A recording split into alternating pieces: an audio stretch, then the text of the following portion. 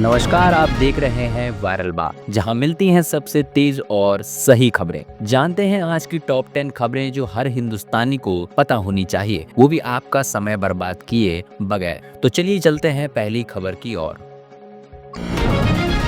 20 साल पुरानी गाड़ियों का रजिस्ट्रेशन होगा महंगा, सरकार ने बढ़ाई फीस। सड़क परिवहन और राजमार्ग मंत्रालय ने 20 साल से पुरानी गाड़ियों के लिए रजिस्ट्रेशन रिन्यूअल की फीस बढ़ा दी है। लाइट मोटर व्हीकल यानी LMV के लिए फीस 5,000 से बढ़कर 10,000 रुपए कर दी गई है, जबकि 20 साल पुरानी मोटरसाइकिलों के लिए 1,000 से 2,000 रुपए कर दी गई है। मंत्रालय का कहना है कि इस कदम का उद्देश्य पुरानी गाड़ियों के इस्तेमाल को हतोत्साहित करना है और पुरानी गाड़ियां प्रदूषण और सुरक्षा के लिहाज से चुनौतीपूर्ण होती हैं।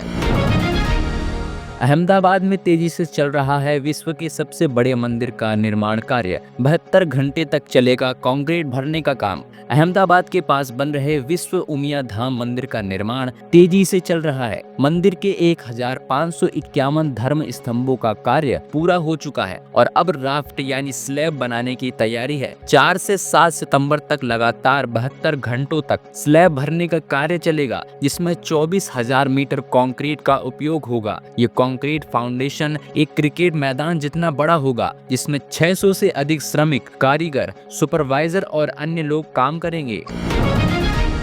जर्मनी के साथ मिलकर 6 पनडुब्बियां बनाएगा भारत। सरकार ने 70,000 करोड़ रुपए की दी मंजूरी। प्रोजेक्ट 75 इंडिया के तहत जर्मनी की मदद से इन पनडुब्बियों का भारत में ही निर्माण किया जाएगा। रक्षा मंत्रालय ने जनवरी में 6 पनडुब्बियों के निर्माण के लिए मझगांव डॉकयार्ड को जर्मनी की कंपनी थ्रीसेन ग्रुप मरीन सिस्टम्स को साझेदार के रूप में चुना था।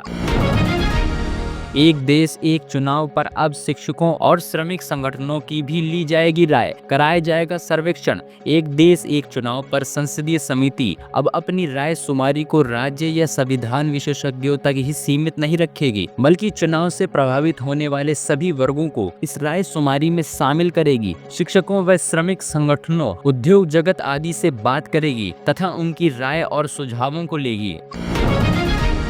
भारत करेगा बड़ा कमाल, देश में ही बनेंगे फाइटर जेट के इंजन। राजनाथ सिंह का बड़ा ऐलान। रक्षा मंत्री राजनाथ सिंह ने घोषणा की है कि भारत फ्रांसीसी कंपनी सफरान के साथ मिलकर 5वीं पीढ़ी के लड़ाकू विमानों के इंजन का निर्माण करेगा। यह मेक इन इंडिया पहल को बढ़ावा देने और रक्षा क्षेत्र में आत्मनिर्भरता हासिल करने की दिशा में एक महत्वपूर्ण कदम है। उन्होंने विदेशी कंपनियों को भारत के रक्षा निर्माण क्षेत्र में निवेश करने के लिए भी आमंत्रित किया है।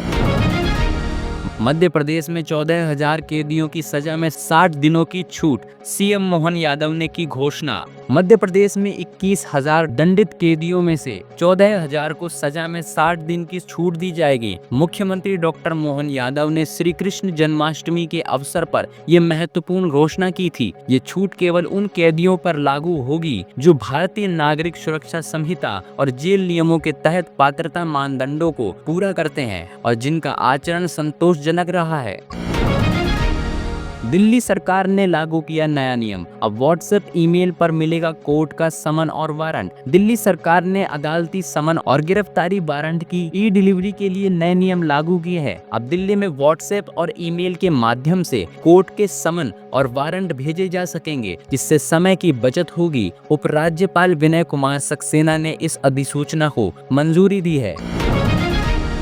जम्मू कश्मीर में हुए सड़क हादसे में क्रिकेटर की मौत, दूसरे की लापरवाही से गई जान। दर्दनाक वीडियो हो रहा है वायरल। जम्मू कश्मीर के एक स्थानीय क्रिकेटर की सड़क हादसे में मौत हो गई है। घटना का वीडियो इस समय सोशल मीडिया पर वायरल हो रहा है। वीडियो में ये क्रिकेटर अपने 2 पहिया वाहन से जाते हुए दिख रहा है और फिर अचानक से कुछ ऐसा होता है कि उसे अपनी जान गंवानी पड़ती है। रोइंग में लहराया यूपी का परचम, जीता स्वर्ण पदक। गोरखपुर के सुमित राठी और हरिनाथ यादव ने खेलो इंडिया वाटर स्पोर्ट्स फेस्टिवल में 1,000 metre rowing lightweight double scull में स्वर्ण पदक जीता है। श्रीनगर के डल झील में आयोजित प्रतियोगिता में उन्होंने शानदार प्रदर्शन किया। रोइंग में पहली बार यूपी को गोल्ड मेडल मिलने पर खेल प्रेमियों में उत्साह है। दोनों खिलाड़ियों को आर्मी रोइंग नोड पुणे से अभ्यास का प्रस्ताव मिला है।